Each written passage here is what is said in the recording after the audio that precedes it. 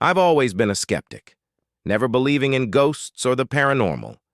That changed after what happened last summer. My family rented an old, creaky house in the middle of nowhere for a weekend getaway. It was the kind of place you'd expect to find in a horror movie, isolated, surrounded by thick woods, and far from civilization.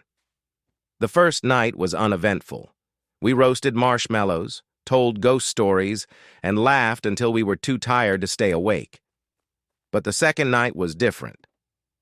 I woke up around 3 a.m. to the sound of footsteps creaking outside my bedroom door.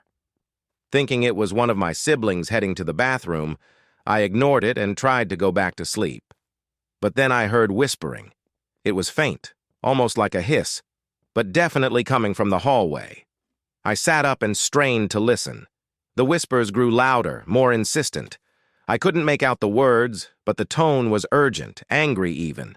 Goosebumps prickled my skin, and I felt a chill run down my spine. Gathering my courage, I crept to the door and opened it a crack. The hallway was empty, but the whispers continued. They seemed to be coming from the far end of the corridor, near the attic door.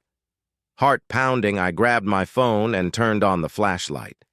As I approached the attic, the whispers stopped abruptly, replaced by an eerie silence. With shaking hands, I reached for the attic door handle. The moment I touched it, the door flew open on its own.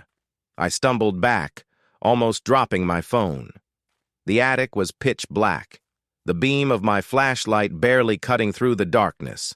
Then I saw them. Two glowing eyes staring at me from the shadows. They were cold, empty, and filled with malice. I froze, unable to move or scream. The eyes moved closer, and I felt an icy breath on my face. Suddenly, the whispers returned, louder and more frantic. I finally found my voice and screamed, slamming the attic door shut and running back to my room. I locked the door and huddled under the covers, shaking uncontrollably. I didn't sleep for the rest of the night, and as soon as the sun rose, I told my family what happened.